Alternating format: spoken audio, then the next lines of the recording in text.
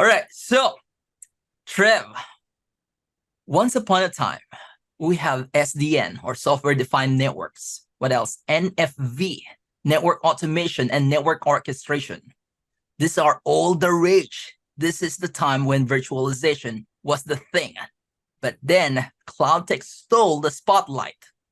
Remember when SDN and network automation were the cool stuff? What happened to our once favorite advanced data center tech toys?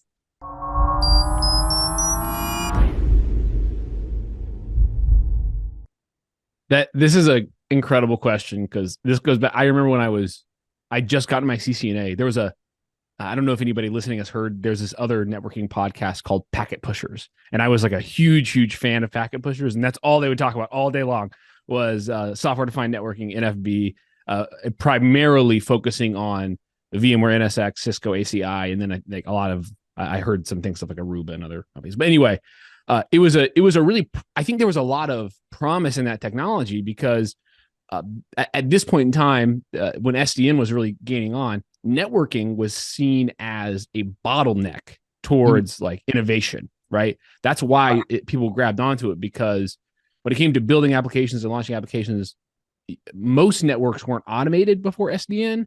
It was a lot of manual configurations and prone to errors, not ideal. So SDN, it had a place for a while, but the problem why we don't talk about SDN every day now still as network engineers is it was a promising technology at maybe in the early to kind of mid 2010s, like 2011 through 2015, it looked really exciting. But this is also at the same time when cloud's growth is just exploding. And if you look at the cloud is software-defined networking. In fact, if you want to really understand what's happening under the hood in cloud, it's very similar to how a solution like NSX or ACI works actually with how they distribute routing. But there's this amazing reInvent talk called The Life of a Billion Packets.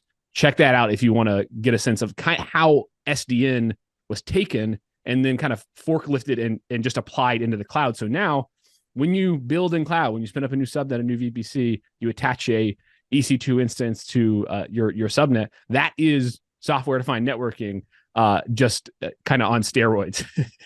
All right, so you're saying the best or the ultimate use case of an SDN is the cloud.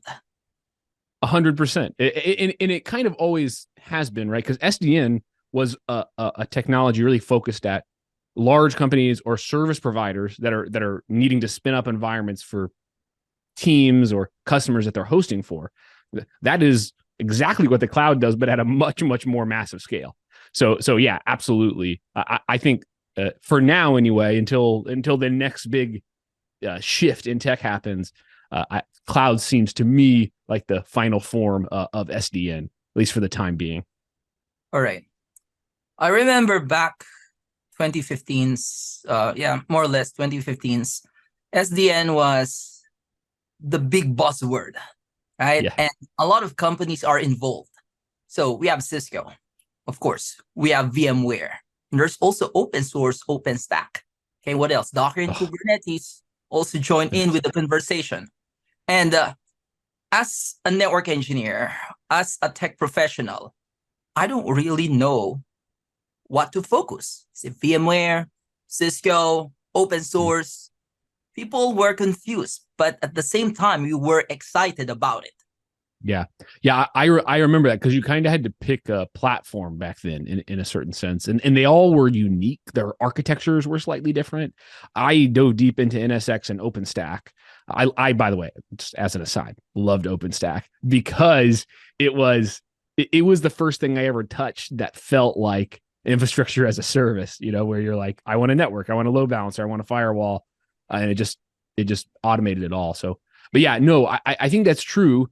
And one thing that was challenging is because there's all these different organizations from open source to commercials building their own flavors of SDN. As a network engineer, you couldn't possibly understand them all and the nuances. And even they were so technical of solutions that even understanding which one was better than the other might be difficult, trying to decide what's good for your use case.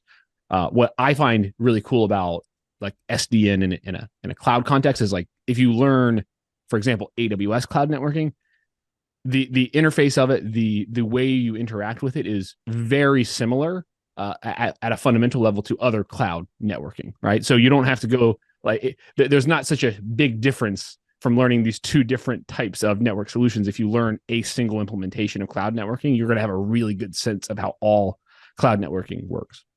Now, you did mention one other piece, which was, I think, really about like specialization of like, there's Kubernetes networking, there's load balancing and service mesh, and now like ML and high performance computing networking. There's so much out there.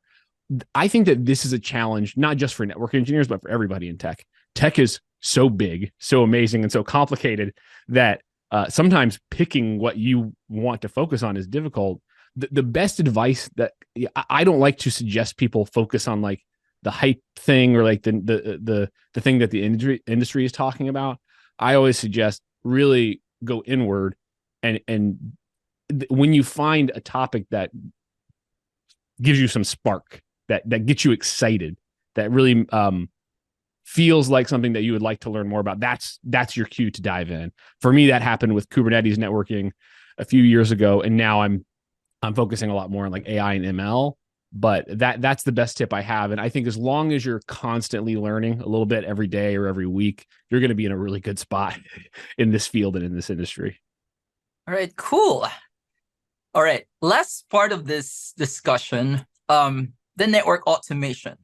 So I really believe the SDN world, of course, where you insert network automation, wasn't really fit for all network engineers, right? Because not everyone or not all networkers wants to do programming, or the concept of application or scripting. They don't like that. How about in cloud networking, in AWS networking?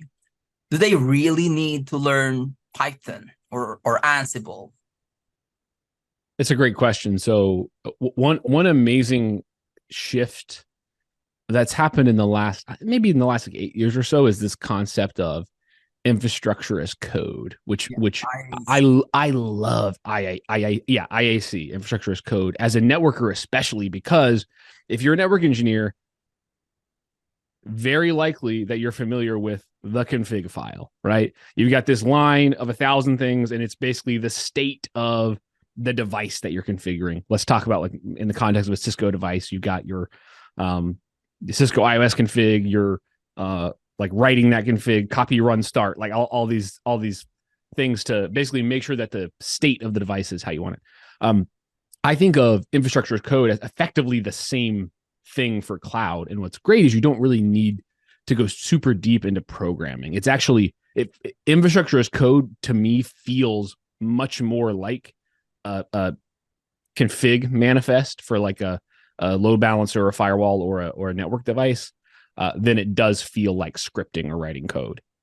That being said, Dean, a little bit of something that I like to point out, and I really want to encourage people to consider is, yes, like learning to program is hard. For some reason, there has been, I think, a natural pushback against learning to code from some people in traditional IT fields and infrastructure, especially where you maybe didn't have to code like 5 years ago and you could get by. But at this moment in time, it's always been true, but it's especially true now with large language models. Learning to code is so incredibly easy now. So I'm kind of the belief that if you're in that mindset where you think like I'm scared to learn how to code or I don't want to learn to code, like really challenge yourself there, because the tools that are available, really anybody that, if you're smart enough to understand BGP, there's no way I could be convinced that you can't learn some basic Python in a couple afternoons. There's no way.